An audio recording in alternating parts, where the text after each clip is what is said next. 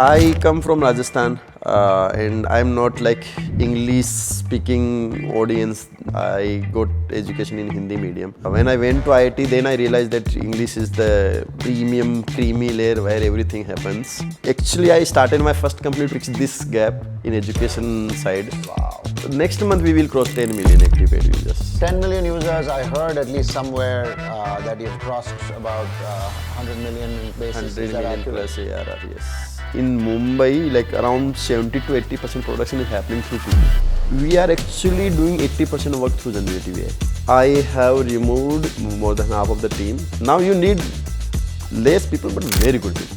Today's guest is Lalchand Bisu, co-founder of KukuFM and now the force behind Kuku TV. One of the boldest moves in India's storytelling space. This one is full of insight, heart and many sharp takes.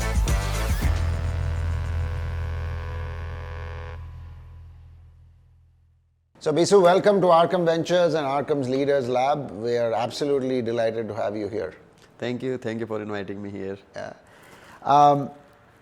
We were just talking before we started and, we go back several years. I remember having that conversation with you in 21 or even earlier. A lot has changed in India's content space. But I want to start with almost the elephant in the room. You had no background in content. And yet you chose to build in one of the hardest categories in India. If you think back to when you started KukuFM, what was the going in assumption for you? Like, why did you pick this problem and why did you and your co-founder decide to do this? Actually, this is not completely true that I was not in content space. Okay. So I started my first company in education space. Okay. And like education, it is kind of content. If you are making content for education. Yeah. It is not actually like OTT kind of content and like what we call content, but it is very close to content. So I started my first company just after college in 2012. I ran that company for 3 years. Then I was in Topper for 2.5 years. Then I started Kuku. So I will say that I was very close to content and I was very close to Bharat audience from day one. Yeah. I understand this audience end to end, and that's why I got that confidence that I can do in content space. And at that point, with the Bharat audience, what is it that you saw that you felt was a gap in the market? So I come from Rajasthan, and I'm not like English speaking audience that goes to English medium schools. I got education in Hindi medium. When I went to IIT, then I realized that English is the like premium creamy layer where everything happens. And then I started realizing the gap that like actually the Bharat audience and English audience is like there is big delta in consuming the every kind of content. Even every good book in English, even in most of the education, good education happens in English. So actually I started my first company to fill that gap, that let's fix this gap in education side. Right. Let's fix the quality of the education.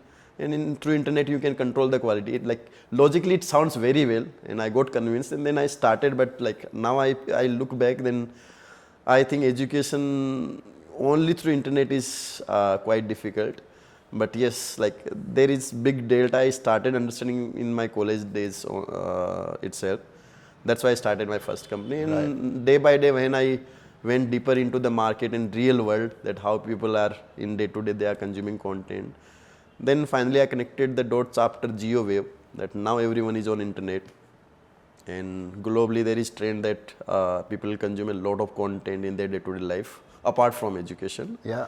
That's why I jumped in audio space. Audio space, I choose audio space because it is very easy to start. Because content cost is very low, streaming cost is also very low. Right. But the vision was larger, but the entry point I chose was that let's start in audio, then we will touch the other spaces. So when you first started with Kuku, I remember the original use cases were more around self-help. True. Right? And even that there was a dearth of information, even that there was pretty good traction, etc. Right? as you were going through that to where you are today, I know you just came back from China as well, right? Maybe talk a little bit about what the early years were and how have you seen the evolution of what's happened in China versus India. And there's always a comparison, but India is a tough market and India runs in its own beat, right? Yes. So as a founder, you're constantly trying to keep an eye on what's happening outside, have a belief on what needs to happen in India, but the market also needs to evolve. Maybe you can compare and contrast a little bit for the audience. How was the audio use cases initially? Because there's a difference between self-help use case and entertainment use case. Yes, right? yes. So maybe just walk us through that journey. First let me divide content into two parts. One is UGC, user generated content, Yeah. and other is PGC, professionally generated content. In UGC side, all the social media like Twitter, Instagram, even YouTube is also in this category, where everyone can go and everyone can create the content. Right. In India, when we entered in this internet wave, these social media actually run like that. Whenever people onboard, they also create the content. So we started getting the infinite supply on YouTube, Instagram, and Twitter, everywhere. Right. But there is other side, premium, like these professionally generated content.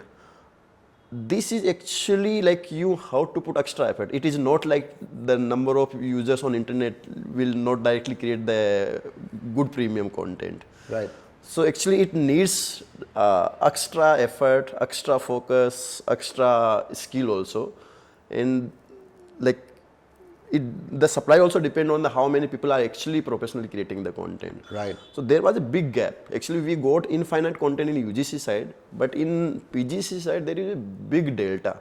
So when we entered in audio space, we started creating this premium content. It was easy to create, and like within 2 years we figured out that what kind of content is working in India, and in audio actually we can increase the supply also. And what was that? I mean, what time frame was it and what was the type of So we content started in initially? 2018. Correct. By 2020 we realized that this long form series premium content is working.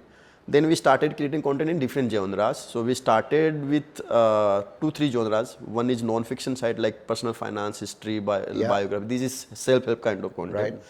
Second is entertainment content, where you actually create like drama kind of content. Where And like when did you first create that? actually we started from earliest time. Like when we figured out the playbook, we started creating both kind of content. Okay.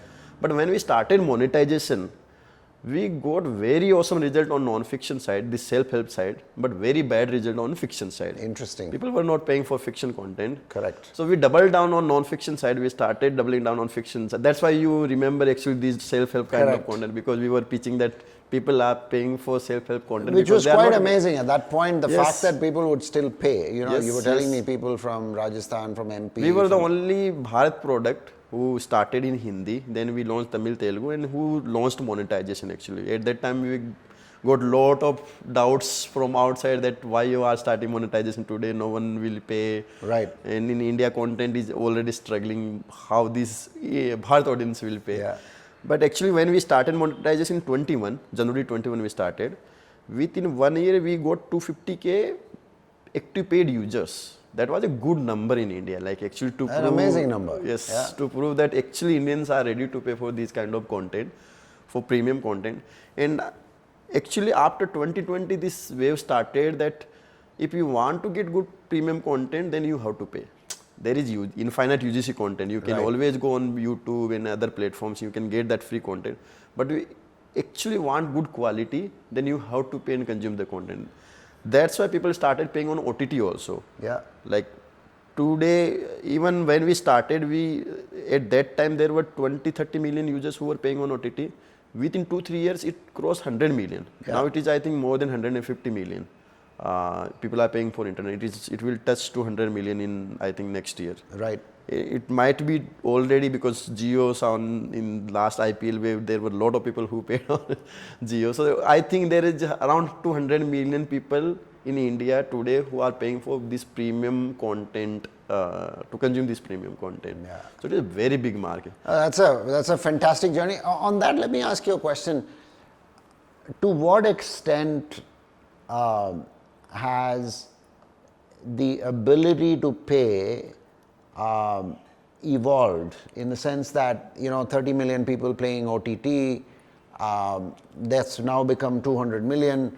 And today there are a lot of players. You guys are leading the pack, but microdrama has become a thing that everybody wants to throw their hat in, and we'll talk about that. How much is then overlap between the OTT customer and a new age platform like what you have? Is it the same customer, or is a new set of customers coming in for this product? It is, so when we were running the free platform, it was more like complete Bharat product, like tier 2 and beyond cities. Yeah. But when we started monetization, it started tilting down tier 1 and tier 2 cities. Today, around 80% users are from tier 1 and tier 2 cities. And if we, like, we have limited data, like when we do surveys and we talk to users, but when we check that what other platforms, premium platforms they are consuming, I will say around 80%, 90% users are consuming other OTT platforms also. Okay. So this is our lab. They need different kind of premium content also. That's why they are paying on. For somebody who is consuming OTT and consuming a new age product, what is the profile of this user from a family perspective in a tier 1 or a tier 2 city? Age, family, demographic, because you must have some level of disposable income to do this, right? True. So like if you see the age group, then it is 25 to 35 is the largest. Okay. Because in this range you start getting some income. Right. So this is the age group. If you see their job profile, then most of them are, I will say, they are getting money from somewhere. They are either they have business owners, or they are blue collars like driver or maid or all these people. There is one category that is like not earning, but they are quite active on both the platforms, Kuku TV and KukuFM. That is student. Like, but I think they are getting money from parents. Right. They are also paying on the platform. So today, maybe use this to talk about Kuku's scale, right? So how many users, whatever you can share in terms of your revenue run rate, whatever is publicly available, because I know the numbers are very large, and I wanted to make sure everybody got a sense for that. Next month we will cross 10 million active paid users. Wow. This is quite high, like, and 10 million active paid users. Yes, right? and on so average, do you have an unpaid free portion of freemium today we products? don't have, but we are soon we are launching a free version also. Okay. Today it is completely like Netflix, where you get a paywall, you have to pay, and then you can consume the content. So 10 million users, I heard at least somewhere that you've crossed about 100 million in terms of revenue and an annualized basis. 100 million plus ARR, yes. And what is the average ticket size today? It is around $1 per user. $1 per user. Yes. $1 per user per month. Per month. Per month. Okay. Per month. That's a pretty healthy number. So in India, there is a sweet spot for paying actually, and it is decided by telco companies. How much they are charging. People are actually blindly spend that much money on other products also. If you are going beyond that, then people will think actually, you will see the conversion drop after that range. But if you are charging in that range, where telcos are charging, people will pay, they will see your product. If it is good for them, then they will continue, otherwise they will discontinue. Right, right. Before we jump into the market itself, and I wanted to understand the difference in behavior, video versus audio, what is the mix for you today, and what's your take on that? Does audio just kind of fall off? I mean, you see that everywhere, right? Today, this is supposed to be a podcast, but we're doing it in video, right? Yes. So the idea of, as a human being, to watch and connect with another human being using multiple senses as opposed to one seems to be something that's pretty common. That's true actually. Video is much higher market because everyone can consume.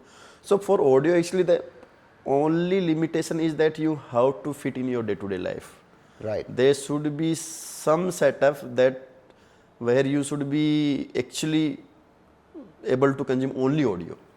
It can be like you are driving, you are doing some repetitive tasks, you are doing exercise. Right. Somewhere in your day-to-day life, it should fit. Right. Otherwise, you will not consume audio. You will go on video. Right. You can take the example of podcast also. We don't have podcast. Correct. But you can take the example of podcast. If you are actually driving, then you will consume audio. But if you are sitting at home, then you will never consume audio. Yeah. Because this is something that in our complete evolution, there was no natural evolution to consume content through only one sensor. Actually, it is recent time where we started talking on phone. Correct. Otherwise, you always have to be somewhere who is giving their facial expression and they are talking. There should be something to engage. The natural human desire is to absorb from multiple sensory inputs. I will say this is a limitation of the audio, and because of this, like what is the TAM, like total addressable market for video, I will say 22 to 30% is for audio. Like rest of them will not consume because they are not in these kind of setup. Right. Is that kind of your mix today, audio video? No. Actually, we started with audio. And we started video mid last year. It has been 1 year now. Today, it is around 50-50%. Okay.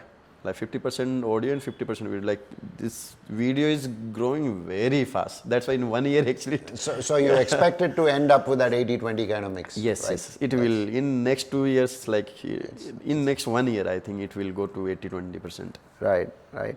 So, let's just talk about China, right? So at least the data I gathered just from some of our team is the micro drama, there are about 270 million daily users, 3,000 shows. I would have thought it's more than that. $7 billion market. But people are also very excited about this in India. Talk more about the parallels. Do you think in anything that we compare China and India, it just takes more time in India for several reasons, right? I mean, there is a diversity of language, there is a diversity in terms of people being able to pay. Even from a digitization perspective, it's getting there, but 300 million UPI users. How do you see this market in India in terms of size and growth? And we'll come back to market share and splits in a second. How do you see that? I know it's growing really rapidly, but do you see it being as big as the Chinese market over the next decade, or it's going to take more time? Okay, so let me first give you more context that how to see this market. First, take the example of YouTube and Netflix. Yeah. So people who consume content on YouTube, they also consume on Netflix. Correct. And they are both of them are extreme polars, like one is UGC and one is PGC. Correct. And both of them have equal revenue every year. Netflix also earns 40 billion, YouTube also earns 40 billion. Amazing, yeah. But this is advertisement driven, YouTube, and this is completely user revenue, like subscription driven. If you see advertisement platform, they are mostly like high engagement because they are running through ads, so they have to give very, very high supply. In Netflix side, you will get only premium content like 4 to 5 pieces every month, very high quality. But because of quality, you pay like kind of equal Correct. revenue. And both, like in every country, every geography, people will consume both. Like if they are like that kind of format, horizontal, then they will consume both kind of platform. Now let's come to the micro drama. This is the parallel of TikTok, and TikTok is extreme side like YouTube, UGC platform. Now we are in micro drama, that is extreme like Netflix, that is premium content. Yeah. If people have habit to consume TikTok, then they will for sure consume micro drama. TikTok is, it is quite large. In China, this market is today, like this year they will, the projection is they will do $12 billion revenue. Only one platform is doing $7 billion revenue. And that one platform is actually generating around 15,000 dramas in a year. Wow. Total dramas are around 30,000. Yeah. So this is the scale in China. In India, actually, there is no TikTok, but there is other platforms like Shorts and Reels. People are consuming heavily. And if you see, this is, now we are in the other side, PGC side. We are getting like, you can see that in last 1 year, now we are equal to like last 7 years of audio. Correct. So it is like, people are crazy for this kind of content.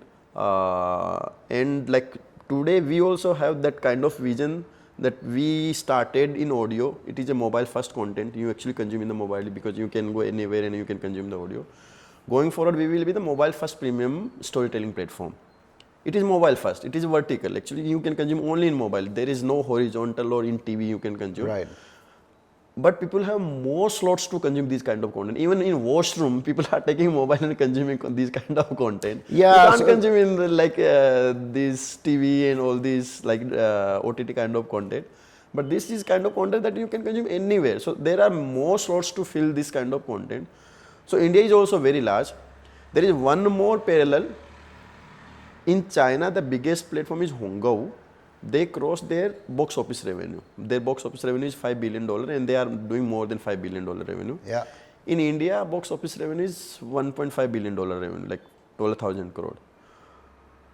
Today, I can connect the dots that there will be one platform that will cross even India box office revenue in vertical space. So the point you're making is the nature of the consumer, the new generation of consumers, and the ability to consume it in bite size, which is throughout the day, is going to change the way Indian consumers even, how they spend and view this over time. True. And you feel like in China, this is going to become bigger than Bollywood, in India in terms of total aggregation in under one platform.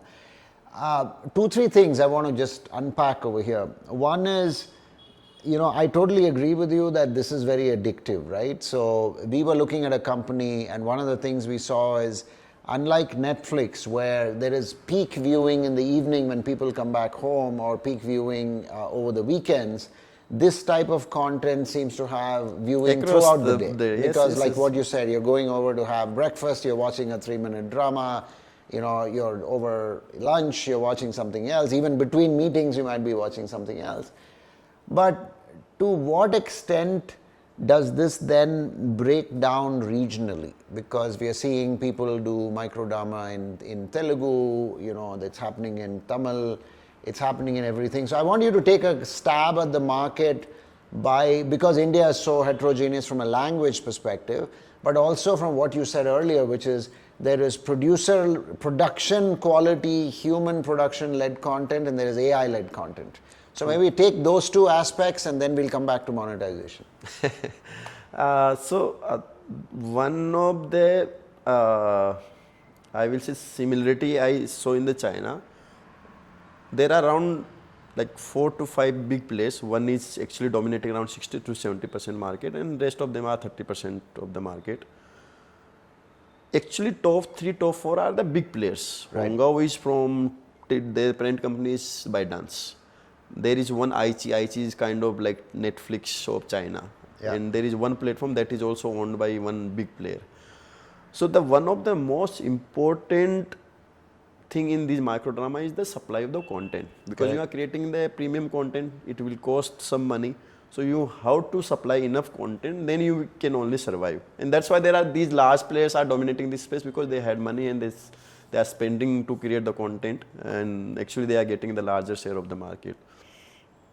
And I started seeing the similar behavior in India also. Like we started back 1 year back, we already dominating this space. But then now if you go on Play Store, you can see second, third, fourth player. You will see that larger players are started showing there. Started coming in the top apps. You mean larger OTT players? OTT platforms or other startups. So Yeah, I will yeah. say the only factor is supply of the content. But on that, Bisu, let me just ask what you said. I just want to double click on that, right? So you gave the example, the Netflix equivalent in China, ByteDance owning one of the largest properties for microdrama, and you also talked about how quality and volume of quality content is the key, right? So in India, if going back earlier, we said it's more likely the same audience is using OTT and using the newer platforms for microdrama. There is a plausible case to be made that if you are an OTT platform that's good at producing maybe longer form content, this is a very natural extension for you. And so given the money that's going to be required to produce, right, do you see just a couple of players succeeding who are new players and having a boatload of larger multi-regional OTT platforms get into this game? So for sure they will come, but the only factor is that whoever will first dominate, will get more revenue and they will be able to spend more in content and they will be mostly dominating. And there is only one more thing that is different in this kind of content, that is you are consuming on phone in vertical screen. Actually your thumb is literally 1 inch away. Yeah. In rest of the content format like TV, like you are sitting like 3, 4, you have to put take the remote and then you have There's to change work the channel. required to switch. Even in OTT also, like there is some effort to change the episode or so. But on this format, like you actually, your thumb goes like this and you have that habit. So you can't bore the user. Yeah.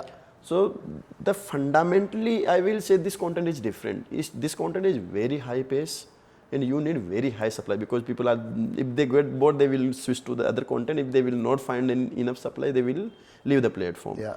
So there are few things that are fundamentally different. If you will not figure out in given time, then I will say you will not catch the wave. So the point you're making is, like in any disruptive sequence, it's not that easy for an incumbent Yes. to understand the Yes. underlying drivers of this, and that leaves some room for a couple of players to break out. True. That's So really the what same you're thing happened in China also. There are few other big players. They also try to come in this space, but they have this natural habit to create very, like, I will say, classic content, very high production, and like these creative people have that habit.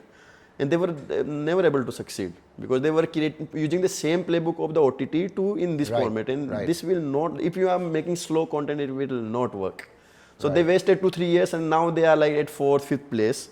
So like this is one of the thing that is fundamentally different. You have to crack this playbook, and if you crack this playbook, then you have to actually go fast in terms of content supply, and get more revenue and spend that revenue in the content supply, and then the flywheel will start. Yeah. So on that, just talk a little bit more about, you're running this business, video has really taken off for you guys, and there seems to be two broad dimensions of what might make the business successful. One, can you produce a lot of content that is high quality but keep your costs low, because Yes. you're going to run out of cash? Two, do you have a sense for the pulse of the customer so that they are not either, deleting you or moving? Like you said, I mean, it's beautifully put.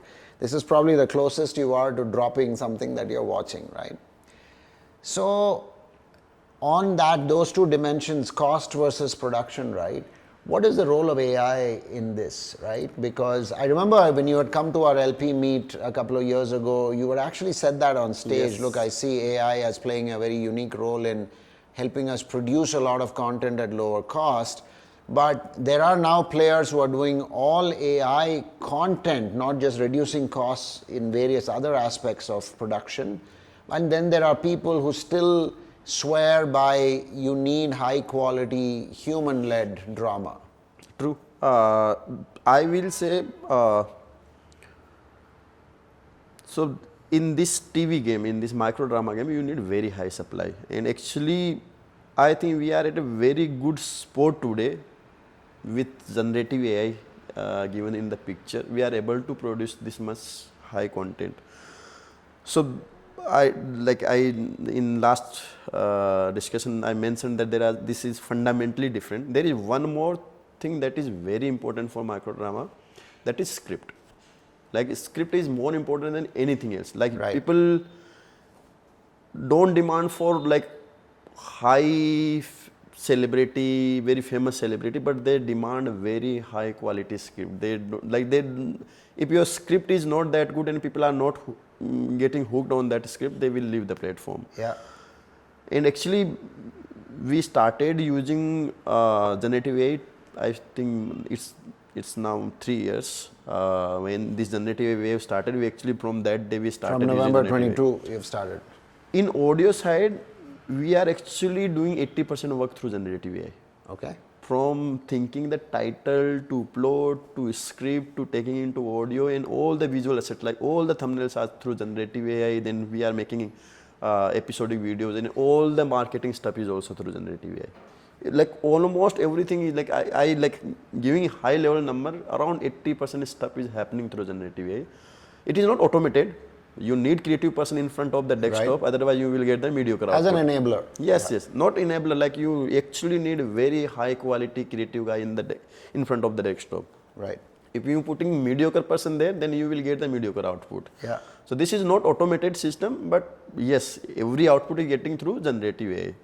Now in micro drama, actually till you go to production, all these steps also come in micro drama. Like you have to think about the title, plot, script, then dialogue writing and everything.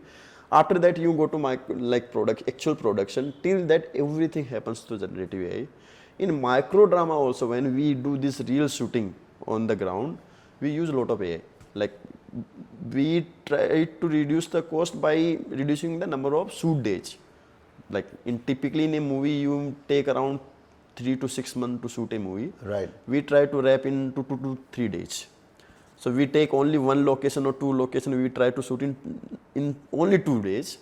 And wherever we need, like let's say that you need a scene in front of a beach or in front of a office or in front of like jungle or whatever, then we need chroma screen in behind, and we use generative AI to change that background. Right. So we are using in that, but like it is not overall like in every function, but in some slots we use generative AI. And because of that, what you guys do in a micro drama, have you experimented or found out what is the duration that really produces the most stickiness even within micro drama? What kind of duration? Duration, if you talk about the complete show, then it is equal to movie, like 1.5 hour. Okay. 90 minutes to like 120 minutes, 2 hour. But we divide into episodes. Correct. One episode is like equal to 1 to 1.5 minutes. And you just watch like 50 to 100 episodes. Right. So this is the length we use, because people have this consumption habit in episodes. So we divide into episodes, but if you see the complete length of a show, then it is equal to actually our OTT movies. And is that evolving, or do you envision that changing? So to give you an example, right? Test cricket, one-day cricket, T20, now it's 100 in the UK. Do you see that consumers, I mean, after a while, the way the human brain works is it's a little bit of an addiction, right? This is a little bit like you're just feeding people what they want. And after a while, does this become shorter and shorter, requiring more and more volume and more production capability and more creativity, more and more scripts? How do you see this headed? Where do you see this headed? So, like first let's talk about the audio also. So in audio, actually, when we started in premium side, we started creating these kind of content, like 1 hour, 2 hour kind of length. Yeah. But over the time, we started creating 100 hours of the content also in one show. Okay. Because some of the people demanded that we want to consume like this story continuously, so we started putting daily episodes kind of thing. Same thing is I am able to see today. It is called micro drama, but it actually length is increasing day by day. Wow. In China, Okay. people already started producing like 2.5 to 3 hours kind of content. We are today producing 90 to 120 minutes, but length is increasing because people demand that I want to continue this story. So, like I will say there is a big culture to consume these soap operas. And soap operas will never end. Like in India, this is a culture that you can consume 10,000 episodes also. So people demand that kind of format also, that you are giving me like 90 minutes, but I want to continue this story. Can you put more episodes? Today we are not like consciously putting that effort, but I can see the trend that length will increase instead of decreasing. Wow. Okay. Because people want to consume that kind of content more. If they are liking it, then you have to put daily episodes.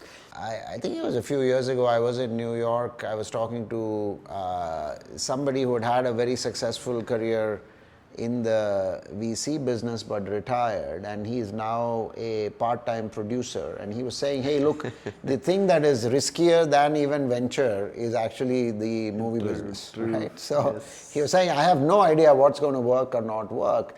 So there's a huge amount of dart throwing that's going to happen, that's going to require a huge amount of capex.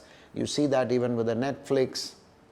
And then there is the uniqueness of your micro drama, where the beauty is in people wanting to pay that 80 rupees per month. So the incoming customer payment is in microtransactions, but you're going to have to put up a huge amount of capex to produce this. How do you see that balance, right? So at what stage if you're a new entrant, you're just going to have to keep raising hundreds of millions of dollars to get to a point where you have now stabilized, because there is a huge amount of churn as well. So just talk about the economics of the business. Okay. So first let's talk about the supply side, that how much supply we need. And actually let me give you the evolution of the content formats, that how much supply you need in these kind of format. Right. So we can go back to theater time, where we used to get movie every Friday. Yeah. And there is a big screen and every Friday there will be a new movie. Correct. After that we jump to TV. In TV, now we heard 24 hours in a day, you need 24 shows. Yeah. In 7 days. Yeah. You can repeat every day, but you need overall, your supply increased by 100x. Yeah. At least 100x. When this supply increased 100x, actually quality of the shows decreased. It is still very premium. Yeah. But quality of the show decreased, but supply was 100. People needed 100x supply. Yeah. And then they come to multiple channels, then you needed more supply.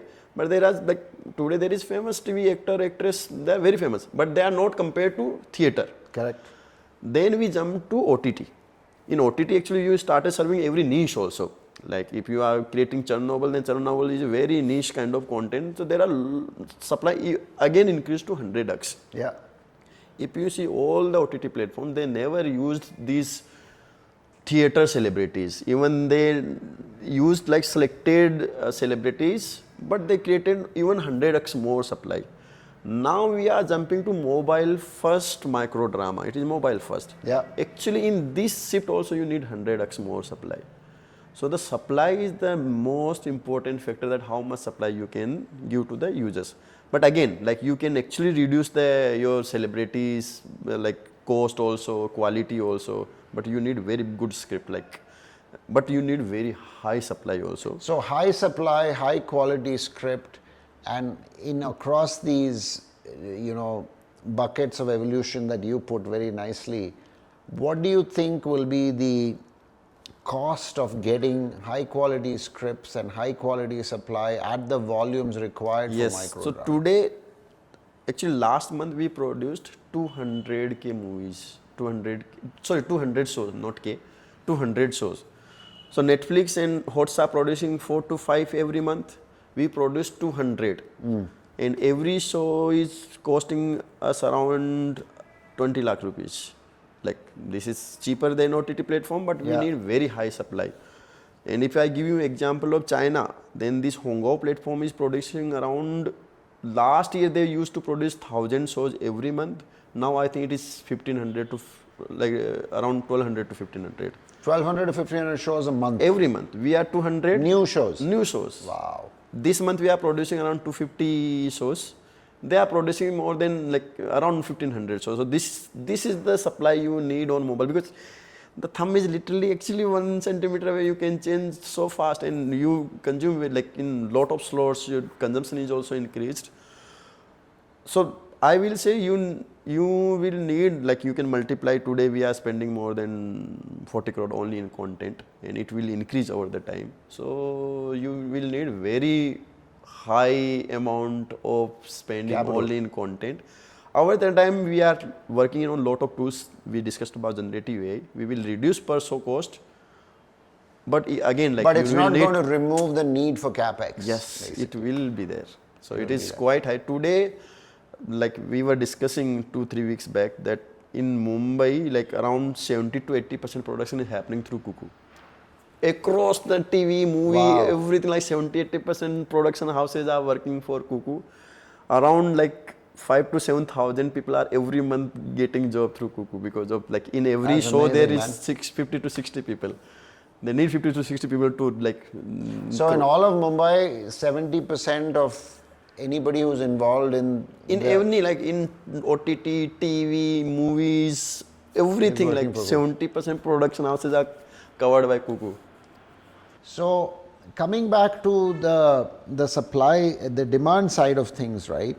So one of the things in India that I want you to tell me, to what extent has auto pay and being able to pay by UPI had an influence in the amount of people absorbing and participating in this type of new supply? And in your business, what role does that play?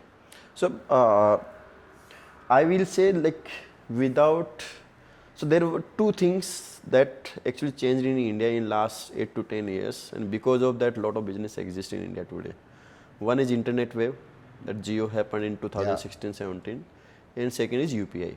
UPI actually enabled everyone in the country to pay to do the digital transactions. They can use whatever service, like they can go on e-commerce, they can do transaction for like gold, and they can do transaction for content and anything. And because of this, I think this infra exists. When we started company in 2018, actually literally we didn't know that how we will earn the money. We used to think that we will one day we will earn through advertisement like other platforms. And when in 21 we started this monetization, actually at that time UPI was quite established. No, I remember when we talked, it was just you had turned it on. Yes, it was the UPI, and this is the first time in India that this subscription based business also able to happen, because in India the credit card penetration is less than 5%. Correct. Today, like these 300 million users also have access to subscribe to any service. And because of these two infras, there are like I will say hundreds of businesses exist in the country. So without this, I don't think we will be able to do these user generated revenue business. We have to figure out something else, like either advertisement or something else. Even like before UPI, all these OTT platforms used to struggle. This is the first time in India that this ecosystem in your mind, now that UPI is here, customers are used to paying for it. They pay their electricity bill, they can pay for a subscription. Do you see that this business in India for short form video content being very much a subscription business, or do you see different models? There will be an ad supported model, a subscription model, a free model. How do you see that? So I will say today there are two models. In future there will be one more model. One is subscription based business. Second is microtransaction. We also have microtransaction, like users can pay per episode also. Actually users end up paying more on microtransaction, more money on microtransaction than subscription business. Third will be ad driven. That is happening today in China. So in China, this micro drama business started on subs. It started on actually coins, then they moved to subs. Correct. Today it is completely on advertisement. Really? So Hongao, the largest player in China that is doing $6 to $7 billion revenue, they are completely on advertisement side. So they've dropped so they're trying to get in, there's no subscription barrier? No subscription, they removed everything. They started with coins, they did subscription, now they are completely on advertisement. Well, why is that? I mean, so actually, it is, I will say, quite good fit for advertisement, because you are covering complete screen and you are actually scrolling like this, then you can actually show the advertisement and you can fit lot of sponsors also in your show, like because it is 1 hour, 2 hour long show. So like if you see that in India or globally, you see that most of the creators prefer YouTube. Why? Because the monetization model is very sorted. People know that how much revenue I will earn, because you are producing 10-minute, 20-minute video, there will be 3-4 ads, and out of these 3-4 ads, you will get the revenue share. Same thing you can do micro drama. It is 1.5 hour long. There are 60 to 100 episodes. You can actually put ads. Actually, you can give the revenue share to creators. So in Hongao, most of the content upload happens through revenue share. People are not taking money from Hongao. They are actually spending their own money. They are uploading on Hongao and then they are getting revenue share like YouTube. So this model will actually possible on micro drama going forward, that you can do beautifully revenue share. Is there a difference between creators in China and creators in India? Because right now everything we have talked about, creators in India We are not talking about UGC anymore. We are talking, when you say Yes, created, you mean people these are not UGs in China also. These are production so houses. these are production houses. So Yes, you're yes. talking about the KukuFM equivalent. Yes, these are production houses. They are creating like monthly 5 to 10 shows, and then they are putting on Hongao, and then they are getting the revenue share. Would you say the inflection point for that switch from subscription to ad is mota moti going to come down to reach, which is that's when advertisers come, or is there any other No, driver? no. So there will be a point when these production houses will start trusting the platform that we can earn more through revenue share than upfront money. Today we are giving them 15 to 20 lakh rupees. But if they go on revenue share, they actually can earn in crores rupees if their shows is good. Right. And few production houses started realizing this, that we can go on revenue share model. I will say there are more than 100 production houses. Today, most of them actually don't know that revenue share kind of model will work. They don't trust on that model. Today, they are asking for upfront money. Same thing started in China. They actually asked for upfront money, but slowly they realized that they can earn actually much more money in revenue share if their IP is good than upfront money. So just explain that a bit more, Bisu. So you're saying, if I am a production house and you come to me, KukuFM comes to me, yes. and today you pay me upfront for doing stuff. In the future, you may say, hey, I'll pay you 50% now and 50% as a revenue share. Yes. And I buy that argument because I see that an ad-based model, is this linked to the ad-based model, or is revenue share just based on the success of the film? No, you can do on both. Like, subscription also you can do revenue share, because you know that how many users are consuming that content, and based on listening so the revenue share, you can share. understood. You can do on ads also.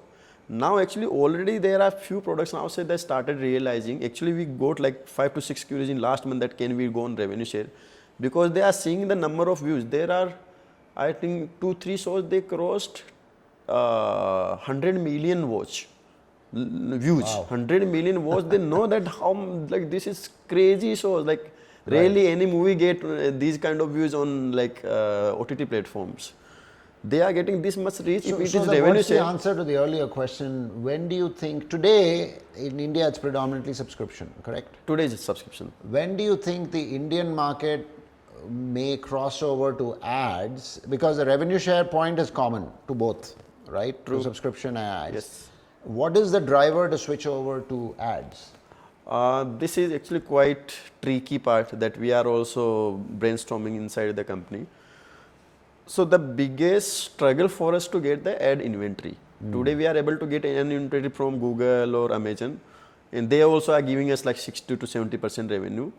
So today we see that it is not that much feasible compared to subscription. Correct.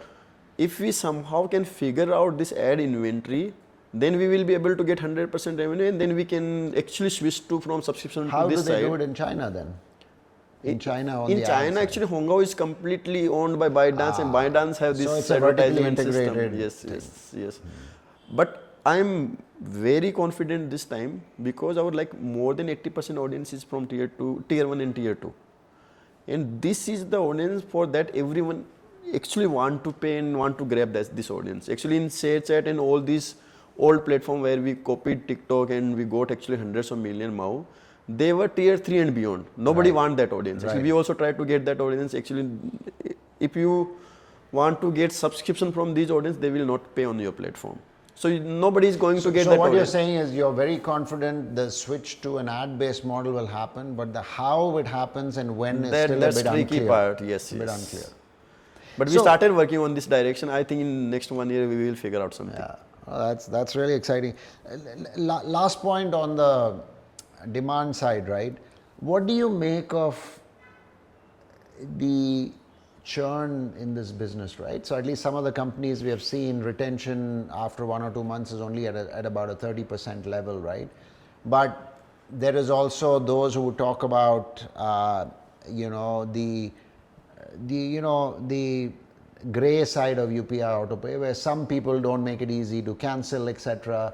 So how does a business get built with 70-50% churn, right? And is UPI autopay to some extent masking real traction? Because somebody signs up for a year, they may not be watching, right? How do you really gauge, how do you manage your business with this environment? So, we have seen in audio also, now we are seeing in video also. People are not that dumb that they are just putting the subscription and they are forgetting. And yes, there is, I will say, 5% users who will, they are there for, and this happens, same thing happen on Netflix and other platform also. Yeah. So the ratio is same, but at the end, actually engagement will matter. Like if your users are not getting engaged, they will leave your platform. I will say if today some of the users are forgetting because it is auto pay and they will get one transaction or two transactions, after that they will cancel. Over the time, everyone will get the education that we are actually subscribing for some service. If they are using it actually, then they will continue, otherwise they will discontinue. So in your mind, what is an acceptable level of churn in this business that one should anticipate at different stages of growth? In subscription side, I think it should be month on month. If you see, it shouldn't be more than 10%. Like if it is going more than 10%, then like at one point you will be flat, because So whatever are you you are saying adding, your you will. monthly retention should be 70%? Yes, 60 to 70%. Is that at what, least. are those close to your numbers? Yes, yes. You have we are 70% retention. And with monthly. actually this depends on content supply also. When we were early in TV side, we were also getting bad retention, but over the time now we are getting in Amazing. good spot. Yes. At the end, it is the engagement, and if you have good engagement, you can actually go on subscription also, microtransaction also, ad also. If you don't have engagement, then you can't do anything. Like it is not something that you can build something without engagement. Without engagement, And is how not many, possible. Bisu, if you were to start all over again today with everything that's available now, and let's just say there is funding available, right? Would you start a micro drama business now, given everything we have discussed in terms of the capital that's required, all the amount of the amount of capex spending plus the amount of customer acquisition and the business model leaps you have to make? Would you start it now, or would you think that the space is already too crowded? Now it is already too crowded. I will say today it is already overhyped in India market. I think we were already late when we started last year. We should have started, like I will say, 1 year before. But why do you say it's crowded? Other than you, and maybe Pocket FM is going to try to do something in India, I'm not entirely clear. There aren't that many, everybody else is small, right? So you're saying if I were to be a new entrant amongst a sea of entrants, you think it's going to be challenging? Yes, I think already there are more than 15 platforms. Yeah. So it's not like a low number. They are competing in themselves. They are very small. All of them are very small today. But like already 15 players are there, then I think it is already overcrowded. Crowded space. And at the end, you need money to supply the content. And it can't be VC money. Like you can't rely on the VC money. You have to get that revenue and you have to supply. Yeah. I think today it is already overcrowded now. So overcrowded. Because there are more platforms than, I think there are around 30 platforms, around 15 platforms got funded. Only 3-4 will survive after 2 years. Yeah. Fair enough. So tell me, I want to now switch gears. I mean, it'd be fantastic. I mean, you had a huge amount of insights. I just want to switch to you, right? I mean, you've been doing this from 2018. It's always fascinating and gratifying to see somebody like you who's hung in there, got there and gotten it to this point. Have you gone through founder fatigue? How do you deal with that? Because every day you're getting up and there's so much going on. What's been your journey as a founder? Dark moments, successful moments. What keeps you going through the tough times? Actually, this is something I didn't feel fatigue kind of moment in my life. I was feeling these kind of moment while I was in topper, while I was working as an employee. But when I am in this startup world, I am again, I will say, more energetic than as a as a college student. College students are always active. They want to do something. How many people in the firm now? Today, 100 you said? 150 total. So actually we were 350. We actually removed a lot of people. So we have this, I will say from day one we have that mindset that in a small team you can work much better. So actually like in last year we removed a lot of people. Today we are 150. Okay. In 150 we are doing this business. So it's quite good and we know that we can do in lesser numbers. And AI has played a big role. Big role, I will say, yes. Now you need less people, but very good people. Like that's the going forward. I will say this is true for every company. And like you asked about the fatigue thing, I always look for things where I can show my courage. And to show the courage, you always figuring out the difficult things, bad situations, bad setup. So that never disappoints me. Like people who want easy life, when they get difficult time or low time, they will feel fear. But I always look for the moment where I can show my courage. So I never feel that kind of fatigue. And actually, day by day, I feel that I am getting more energetic. I am enjoying myself so much and startup is something where you get lot of exposure in everything. Like I will say 360 degree.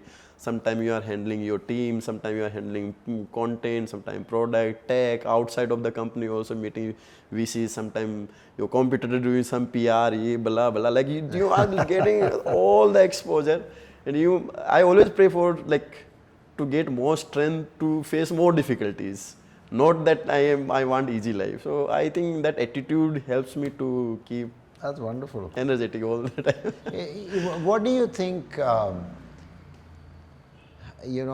the years, we have invested in a lot of founders building for, if you want to call it Bharat, we call it Middle India, whatever.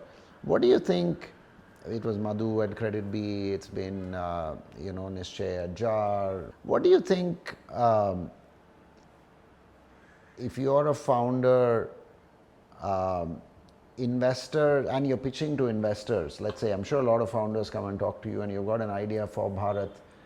What do you think investors are missing that you as a founder would want to educate them more about in order to get funded? I'm basically asking you to give a tip to other founders because I remember it wasn't easy what you were trying to do. Some of our founders, it's not easy, and it's sometimes it is because maybe it needs to be communicated in a certain way. We can always say, hey, look, it's up to the investor, usko samajh mein nahi aaya to kya karenge? That's okay, but do you feel that, as you look back, there is a certain different way to talk about the opportunity based on the insights you've gathered? I will say there are 2-3 things that I think are different in like these last 5 years, and I can see next 10 years it will be true. Like I am very bullish for India, and we can see this growth happening like in day-to-day life. Like last 5 years we have grown so much, and I can see in 10 years we will be next level. There are lot of opportunities out there. You just have to take a step. Like you just have to show that courage that I want to do it. Like we started TV, it is not something that very like out of the box. It is something that the opportunity was there, and same thing in lot of industries. You have to just So what would, if you weren't doing this and you were starting today, what are 2 areas that you would try to do something in? It doesn't have to be a specific product, but what are 2 areas? I will go mostly in, one is EV. I like this electric field is going to change drastically. Second, I like the field of drones. I might start in drone space or air taxi kind of thing. Third, I will start in robotics like AI. I will say AI still you didn't get the user interface. User interface will be outside your screen. There will be robots or something that will actually do all this stuff. So today I'm doing content very different, but like by the way I'm from electrical field, so Yeah. All three are related to what your and core. I like the AI thing is going to be crazy. Like today we can see what is happening in content space because this is the first vertical that is disrupted by generative AI. Now going forward, it will touch everything. Like already in content space, I'm saying that 70-80% space, something is happening through generative AI. In other thing, where like in day-to-day stuff, AI is going to be crazy. Big change. Crazy. What have you found harder, building and selling a product to consumers or raising money from investors? I will say raising money from investors is more difficult than selling a product in given the market situation in country. Like actually you can make a very good business if you stay away from, even you will make better business if you stay away from investors because you actually remove a lot of distractions also. Right. So your advice would be if as a founder you can bootstrap and run your own company, Very easily. you would do and that is much better than I will say VC funded. Like you need seed money, angel money into growth. Like logically it sounds very well and it helps you also. But if you want like that, if you want to enjoy that creation only, like if you are building something and you want to enjoy, then I will say bootstrap is much better. Like stay away from competition, stay away from BC, just focus on creation. And given the market situation and paying capacity of the Indians and use of all the infra, internet and it UPI, may take more time, but you'll have a more satisfying journey. If you are staying away from VC, then you have to stay away from your competition also. Yeah. If you are in the VC field, then you can't forget your competition. Then it is like you have two wars. One is inside creation side where you are building stuff. One is outside where you are managing VCs and managing outside competitors also. So there is pros and cons for both sides. For those who are watching who want to be on the VC side, do you have, looking back, do you have any thoughts or ideas on how people should think about fundraising, either the amount of money they raise or the type of VC or the stage at which they raise? What would you do differently, or what advice do you have for other founders? I will say be very choosy for partners who will be on your board. Second, if you started raising, try to be as conservative for next round as possible. Like the more you will dilute, more you will lose control and more you will lose your enjoyment also. Like it affects subconsciously. So I will say very selective for partners and very conservative for fundraise. And this is because if you want to actually build something real, if you are focusing more this side and just fundraise, then you are actually losing your creation side. Right. No, very good. What's one piece of advice you think that is overrated or just wrong? There are a lot of advices. I will say in last 20 years, whatever we learned from Silicon Valley or from startup world in India, everything is wrong. You should go to a Banya and then learn from him. So give me one example.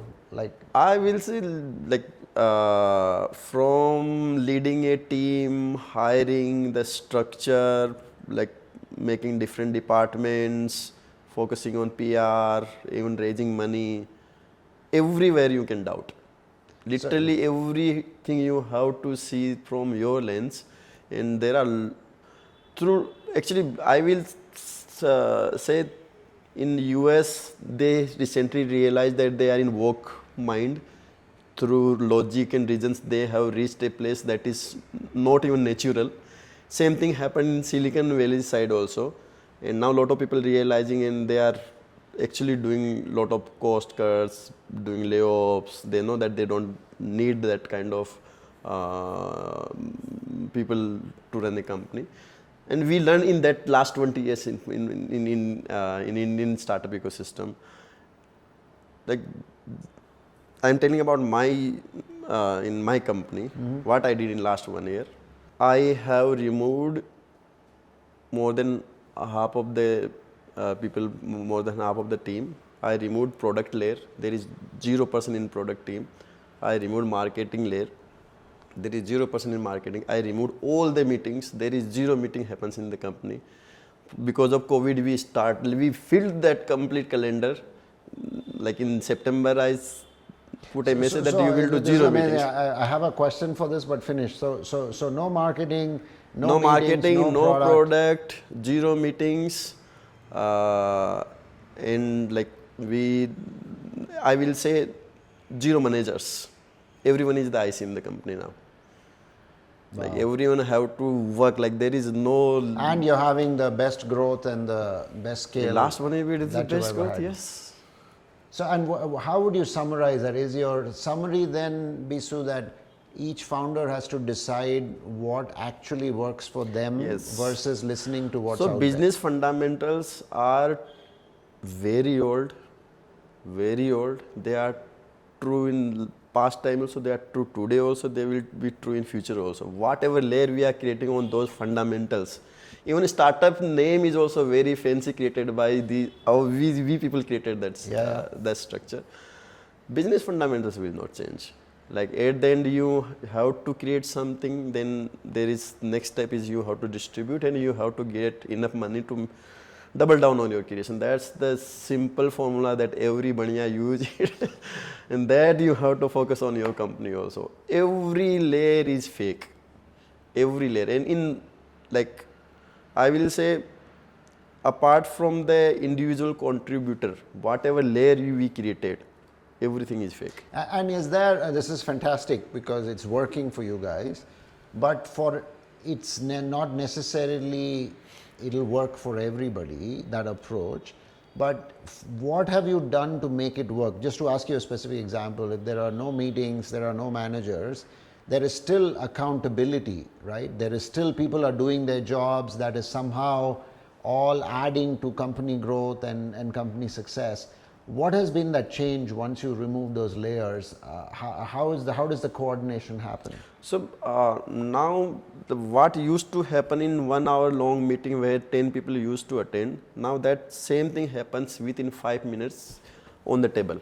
Like I am doing this, okay, you go, and just 2 people. Like I want to do it, you own it. So after removing all these things, I have actually realized that what is actual ownership is. There should be one person who is putting their head that I am doing it. If it is good, then it is on me. If it is bad, then it is on me. Otherwise, if you are sitting with 10 people, we will put lot of logic. We will figure out one good solution. Nobody is owner. Because in that meeting, after discussion, we realized that this is the best decision. Now you gave to somebody. You are calling him owner, but he is not owner. Because you 10 people decided that this is the good thing. Right. He will say, I didn't decide it. So I will say that all these things are like you have to completely remove, then you will actually see through your eyes that what is actually working. And recently I have, like we used to be Slack first. We used to do all the communication on Slack. In January I removed that also. Now we have WhatsApp first. Because Slack is created for work-life balance. Like you come at 11 o'clock, check Slack message. You are going at 6-7 o'clock, then after that you are done. But your core team, like these people, you have to be always on the toes, even not only core team, everyone, and that is not possible on Slack. That is also in last 20 years product that is reducing our ROI. So it's more real-time communication, fewer layers, more accountability, Yes. and one person, one piece of ownership. After removing meeting, everyone got so much time. Half of the team started realizing, what should I do now? Like we were in the meeting, we were busy, we were feeling that we were doing something. Now what should I do? Like if you are IC, you can do like whatever you were doing in 3-4 hours. It's much more than enough. Now you have 8 hours. So initially you will feel discomfort that I don't know what is happening. Like I need that illusion. But the reality is that actually you have to work and create something that should sell outside. That's the hard truth. That's amazing.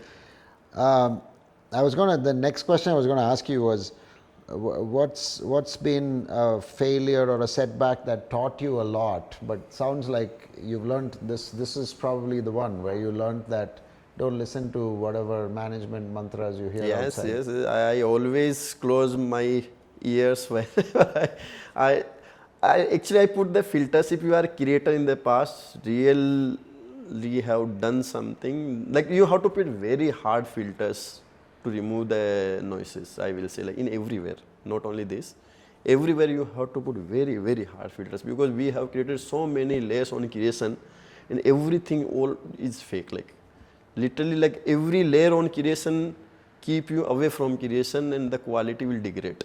If you are a founder, you should be the closest to the creation. All the layers, even VC, competitor, inside management, core team, all these are layers. Actual what is happening on ground, the people who are using the content, that is your actual product. It is true for every company. They have actual product, some actual product that is used by other people. So how much time do you spend with customers, which is really what you're talking about now, which is you want to reduce the number of layers between you and your product and the product customer. And yes, I will say most of the time goes to content, like to production houses. I went to China to meet actually production houses and all these people. Okay. So that's the core thing actually. That's amazing. Is there what's kind of been your own style? I mean, one aspect you answered, which is you've been able to get feedback, think about it, cut out the layers. But have you evolved as a founder in terms of the way you handle maybe friction, the way you handle reviews, the way you handle investors? I mean, has there been a change in your own personality over the last 7-8 years? For the good or the bad, doesn't matter. If I put in the words, I will say when in early journey of my startup world, even in Kuku, I used to try to do stuff. Now in last few years, I try to remove everything. Like I rarely think about editing to add something. I actually focus only on removing. So I talked about removing all these layers, but in your day-to-day core work also, you create lot of things that are not usable after some time. You should focus on those removing stuff. Creation will happen automatically. So even in handling VCs, handling other people, I focus on removing stuff. Like I rarely go on podcast and all these things. I also remove the skin. I don't want those distractions. I do zero PRs. Like I try to do zero panels also. So I always think in that, like I will say how to remove stuff or negative. That's amazing. By the way, I met another founder like you who I admire a lot, and it's really uncanny that he said something very similar. He showed me his calendar and he said, "See, Bala, I don't have anything today. It doesn't mean I'm not doing anything. I've cleared all this time because I want to focus and think about what I really need to do about my product, and I don't want any distractions in meetings." You can see my calendar, it will same. I removed all the meetings. So today there are only 2, in complete week there were only 3 meetings. In next week I think there is only 1 meeting. Look, I wanted to ask you this. I'm extremely grateful you came. I've always been a fan, and I've always felt it was my loss not having seen what you presented back in 21, for which, and I always carry that as you want to learn from your own mistakes if you want. Why did you decide to come today? Today? So actually, so I am saying that put hard filters. So I say no everywhere, but if you have direct connection in past, I value relationship a lot. So if we have met in past, if I liked, then I will be always there, like somebody where I know in person. So I value relationships. I don't want to remove relationship. That's very natural in human being. So that's why I can. Great. No, I know you- I appreciate that, and I think it's just been a wonderful conversation. Thank you for coming, and we really appreciate it. And I think a lot of listeners and viewers are going to get a lot out of this, Bisu. So thank you. Thank you. Thank you. Thank you for inviting me All here. right. Yeah. Thanks a lot.